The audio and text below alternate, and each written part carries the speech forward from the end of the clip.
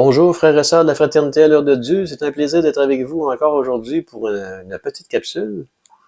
Et aujourd'hui, je vous parle de Thérèse de Lisieux. Il ne faut pas confondre avec Thérèse d'Avila, c'est pas la même Thérèse.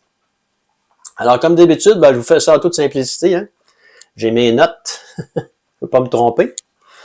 Et puis, c'est un court résumé de la vie de Thérèse, parce que Thérèse, on pourrait en parler pendant au moins 1 heure de temps. Et puis, c'est pas le but de mes capsules de vous jaser ça pendant 1 heure. Alors, Thérèse est née, Françoise Marie-Thérèse Martin, est née le 2 janvier 1873 à Alençon, en France. Son père, Louis, et sa mère, Zélie Martin. Alors que Thérèse a seulement 4 ans, sa mère meurt. Et puis ça va laisser une profonde blessure à Thérèse. Thérèse, qui était une petite fille assez enjouée, et qui était toujours de bonne humeur, elle va tomber dans une timidité et puis une sensibilité à l'excès, qu'on dit. En 1877, son père il décide de déménager. Ils vont aller s'installer à Lisieux, justement. C'est pour ça qu'on l'a appelée Thérèse de Lisieux. Ils vont déménager dans la maison des Buissonnets. Alors que Thérèse a 9 ans, sa sœur Pauline décide d'entrer au Carmel. Et puis le Carmel, pour ceux qui ne savent pas ce que c'est un ordre religieux contemplatif. C'est un ordre religieux très sévère. Les religieuses sont cloîtrées. Et puis ensuite, sa sœur Marie décide elle aussi de suivre sa grande sœur Pauline. Elle va entrer elle aussi au Carmel. Et puis ça, Thérèse, ça va beaucoup la blesser. Ça va lui laisser un sentiment d'abandon. Vu que Thérèse était très attachée à sa mère, comme je vous ai dit tout à l'heure, là, elle a l'impression d'être encore abandonnée. Et puis, ça va beaucoup la perturber.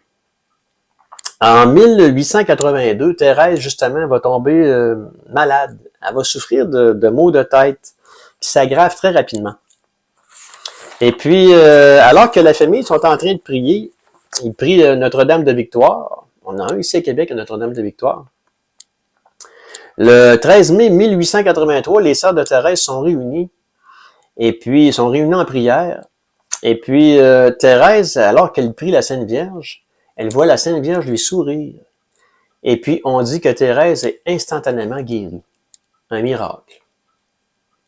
Alors, à Noël, en 1886, on dit qu'elle reçoit la grâce de la conversion qui la fait sortir de son enfance spirituellement.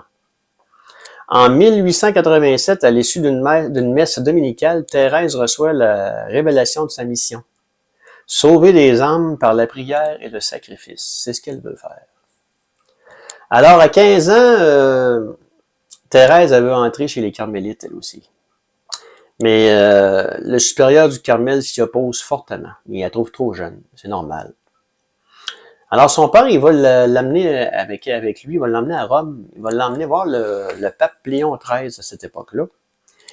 Et puis, le pape, il va lui dire, mon enfant, faites ce que vos supérieurs ont décidé. Alors, ça laisse Thérèse dans une amertume assez profonde. Parce que les supérieurs, justement, ne voulaient pas qu'elle rentre au Carmel, ils la trouvaient trop jeune. Alors, c'est en avril 1888 que Thérèse peut enfin entrer au Carmel. Alors, elle va prendre le nom de Thérèse de l'Enfant Jésus de la Sainte Face. Et elle va prononcer ses vœux définitifs 2 ans plus tard. Ensuite, sa sœur Céline, elle va rentrer dans l'ordre de la Visitation. Alors, c'était toutes des religieuses, cette famille-là. Alors, sœur Thérèse de l'Enfant Jésus est vite confrontée à la vie du Carmel, une vie très dure, comme je vous ai dit tantôt, une vie très austère. Elle dit, j'ai trouvé la vie religieuse telle que je le m'étais figurée. Mes premiers pas ont rencontré plus d'épines que de roses. Alors, ça veut tout dire. Dans la nuit du jeudi au vendredi saint, en 1896, Thérèse se met à cracher du sang. Ça regarde pas bien. Alors que, à ce moment-là, on va lui diagnostiquer une tuberculose. Alors, à cette époque-là, la tuberculose, ça pardonnait pas. Alors, elle va être très malade. On va l'installer à l'infirmerie du Carmel. Mais Thérèse va pas se plaindre de ses souffrances. À la demande de sa supérieure, elle va écrire ses souvenirs du Carmel, en usant de ses dernières forces, bien sûr.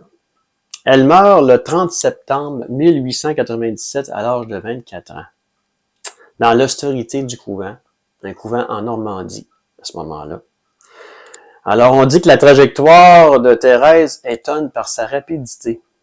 À peine quelques années plus tard, ses écrits, notamment Histoire d'une âme, sont publiés à plus de 300 000 exemplaires, je crois. À cette époque-là, c'était beaucoup. Des milliers de lecteurs vont lire son livre. Alors, Thérèse, elle va y exposer avec une sincérité désarmante, son chemin vers Dieu. Une petite voix faite d'abandon, de confiance totale et d'amour dans les moindres gestes. Je veux passer mon ciel à faire du bien sur la terre, écrit-elle. Alors, ça se termine comme ça pour la vie de Thérèse de Lisieux. Si vous voulez en savoir plus, il y a des très bons documentaires sur YouTube que vous pouvez trouver sur sa vie. Mais pour ma part, c'est tout pour aujourd'hui. Alors, moi, je vous dis, union de prière, chers frères et sœurs. J'espère que ça vous a plu. Et puis, je vous dis à la prochaine. Bye.